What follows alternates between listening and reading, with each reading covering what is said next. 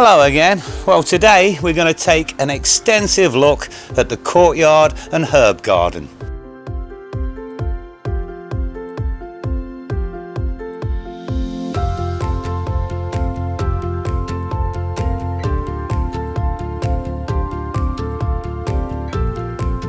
We put the basil out last week. Now, me and Mrs. Coleman grow a lot of basil, more than most people. And that's basically because we love pesto. We like pesto chicken, we like pesto pork, we like pesto lamb, and we like to throw it into our spaghetti sauce. This year we've got a forest of basil of around 80 plants, and each of these plants we're hoping to crop maybe 5 times throughout the season. And that might sound like a lot, but trust me, not a lot will go to waste.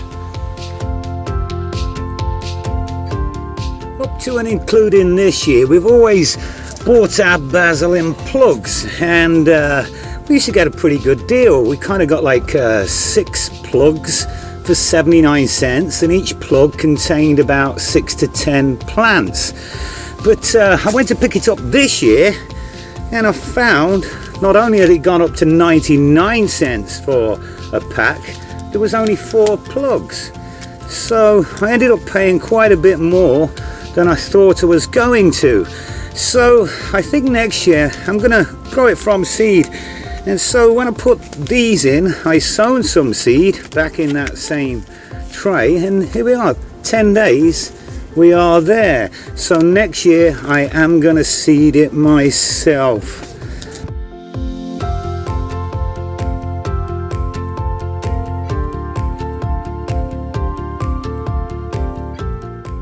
We have a couple of rosemary plants. One of them is either Gorizia or Gorizia, I'm not sure how to say it, and the other one's called Spice Island.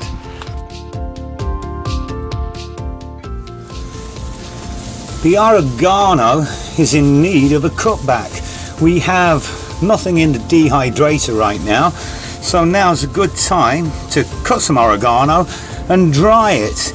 I'm going to hack it right down to probably about 1 inch, 2 inches from the floor, and hopefully this will have all grown back at about the same time as we're cropping the tomatoes.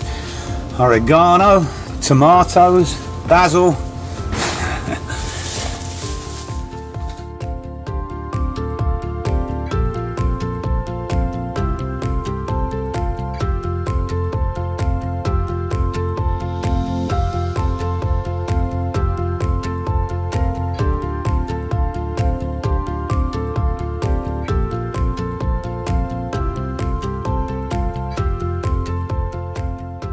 Well, that's chopped just about everything right back.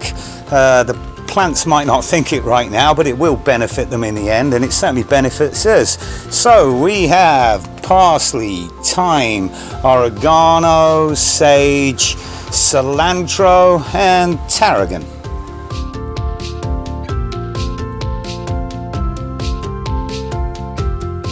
And at the back of the bed I've got 1 or 2 radishes growing. It's a second sowing.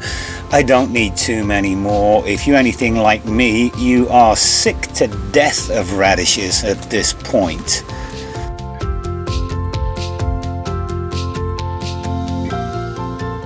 On the terracotta shelf I got some cut and come again lettuce, which I just sown this morning, a few seedlings and some rosemary starts or cuttings that I am growing along, and they're going to be taken inside this winter. This year we are going to have a herb garden under lights.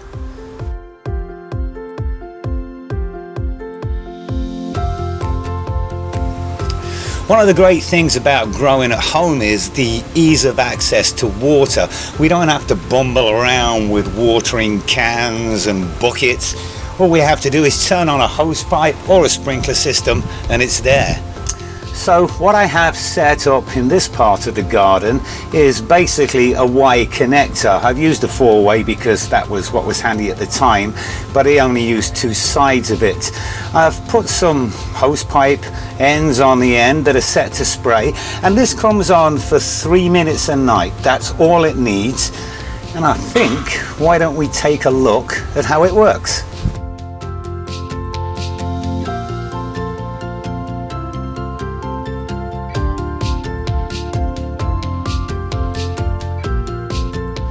across from the herb garden is a seating area for two, which is screened off from the entertainment area by a cedar in a pot.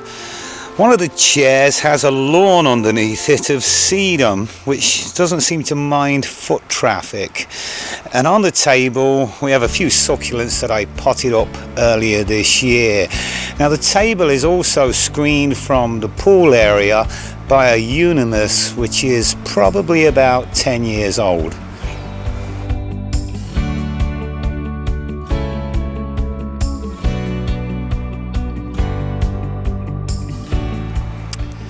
Next to the table we have a container of horseradish.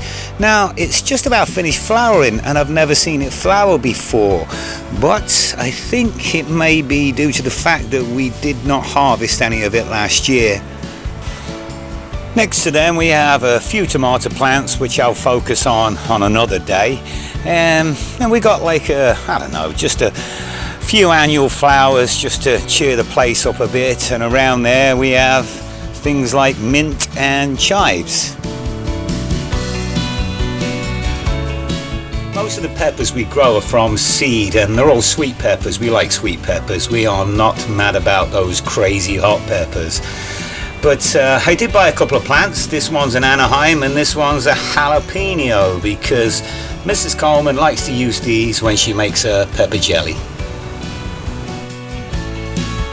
The peas are starting to flower and they're also tumbling forward a little bit, so I'm just going to have to string them back a little bit to keep them upright.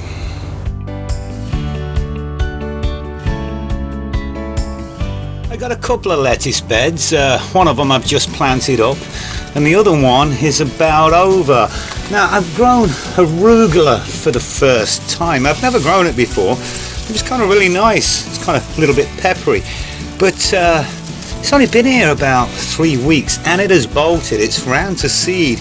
Now is this like cut and come again? Like if I were to just chop this right back, would it start growing again? Because I really like the taste of the young leaves, but I found that the older ones tend to get a little bit bitter. I could use some help on that one. But the rest of the lettuce, yeah, we just keep cutting it and it comes again. Gotta love it.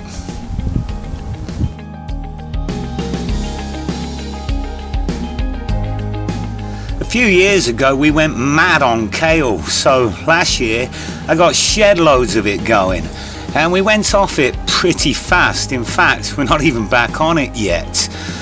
But I have got 4 plants going just in case we change our minds, and those of you with a keen eye might see that there's some self-seeded dill there, which I'm just going to let go because we might use the dill more than we do the kale. I don't know. But anyway, 4 kale plants. Onto the celery bed. Now I put this bed together earlier in the year and the celery was a gift of seeds from Robotic Allotment Gardener. I wasn't going to grow it again, but he sent me the seeds and told me to try again. This gets the benefit of 2 watering systems. It's covered by the sprinkler over there and another sprinkler from over here. So the soil is good and wet, and I believe that's how we want it. If I was to take 2 or 3 steps that way, I'd be out in 30-degree sunshine, but the cedar here is casting shade under the hot day sun, which was a plan all along. So far so good, so if we get some good tasting celery, I might grow it again, but I doubt it. And finally, for irrigation at the back end of the courtyard, I use a forward and backwardy type sprinkler, I think is the technical term for it, and that runs for 5 minutes per night.